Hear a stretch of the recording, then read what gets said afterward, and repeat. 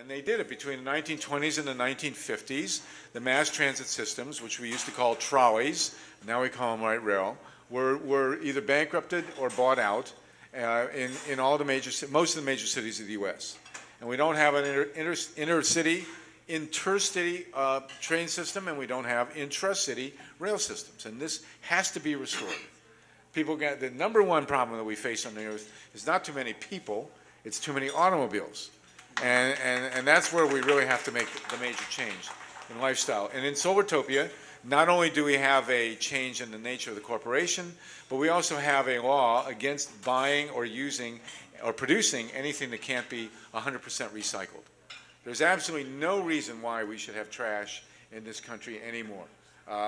Nothing should be manufactured that can't be 100% reused and easily recycled. You know, that's one thing that we've shown here. Americans will recycle. They like to recycle. You know, they like to recycle better than city governments like to accommodate recycling.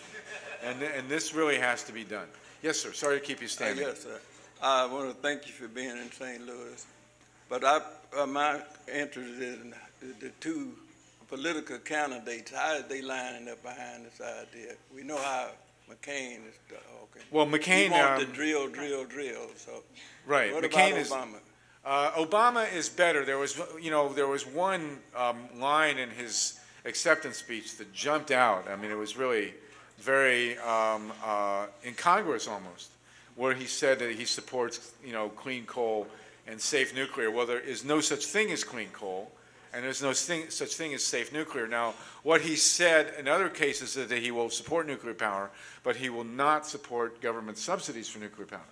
Now, under those circumstances, he can support nuclear power as all he wants to, because without government subsidies, it's not going to happen.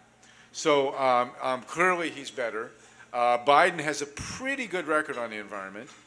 We know what Sarah Palin's record is. The moose that roared. So, God, I hope that doesn't go out. Anyway, but thank you for that question. So I will definitely think that Obama would be better.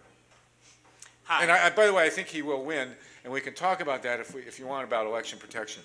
But I'll wait for a question. Well, I just want to start by saying I'm looking forward to reading this book. Oh, good. Yeah, because I've known that same thing, that they stole. These are the two books I have. They're all $10. So yeah, if you want to. But I do have a question, and that question is that I have seen and heard references to fusion power, the power of the future. Right. I think this is something different from what they call the new generation. Yeah. And some people seem to be saying, well, when this comes along, then the only waste will be water and we'll be in good shape whenever that's developed. Could you give us a little primer on what this is about and maybe why we shouldn't be so enthusiastic about it? Well, fusion is, every 10 years they tell us that fusion is just another 20 years away. And we have a fusion reactor. It's 93 million miles away. And that's the one. I don't think they're ever going to get fusion. And what's good about now is that we don't need it. There's just there's no economic or ecological rationale for putting any more money into fusion. It's an idea that people have had. They've tried it. It's just never quite going to happen. It's kind of like compassionate conservatism.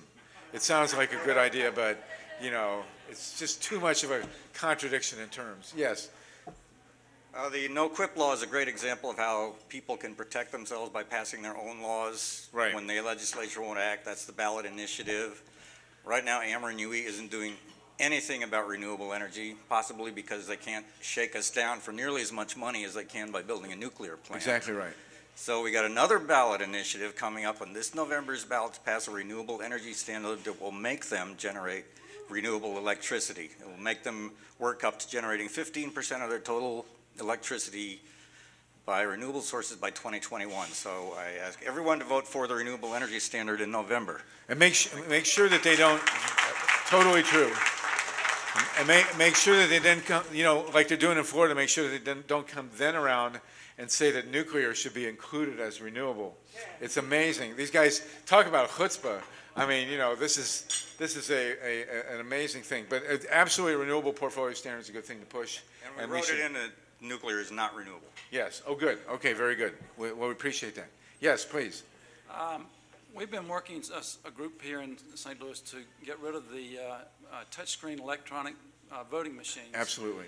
And we've been trying during the last 3 years to get the word out that the code that's used to run those machines is not reviewed by anybody, not at the federal level, not at the local level, not at the state level. We've been to our local officials at the local level, we've been to the state level and talked to people, and everybody kind of nods their head and says, yeah, that's true, but nobody seems to be willing to do anything about it. Have you got any? I'll repeat it. Go ahead. The question is, what can we do to get this word out, and how do we get our officials to react to something that's obvious?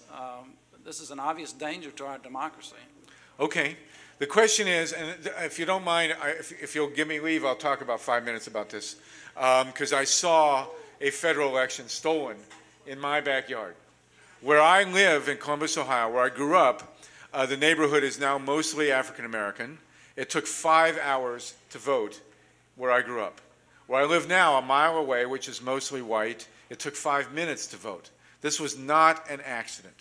John Kerry was the legitimate winner of the 2004 election. Whether he deserved to win it or not is another story, especially after he walked away. On this book here, we went in, we looked at the exit polls. Thankfully, somebody photographed the CNN screen at 12:20 at night on election night. And at 12:20 at night, of the 11 swing states, John Kerry had carried 9 of them very clearly. But by 9 in the morning, 4 of those states, Ohio, Iowa, Nevada, and New Mexico, had mysteriously migrated to the Republican side. So we call these the purple states. We coined that phrase, purple state. Okay? And with those 4 states, John Kerry would have had over 300 electoral votes and would have easily carried the election.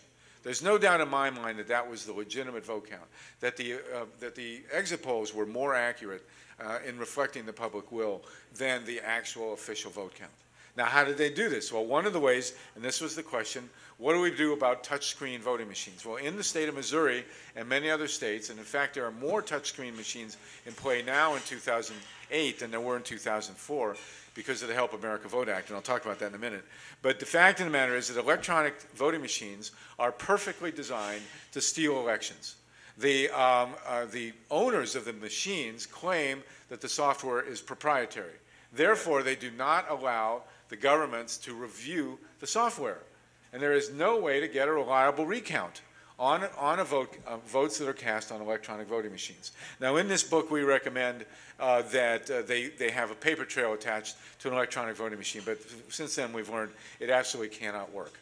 And so there is no barrier to this theft of another election. Now, you have a Democratic Secretary of State in the state. I understand she's not too bad, but some people are shaking their head, so I don't know. We had a Republican Secretary of State in Ohio, and he engineered the theft of the 2004 election.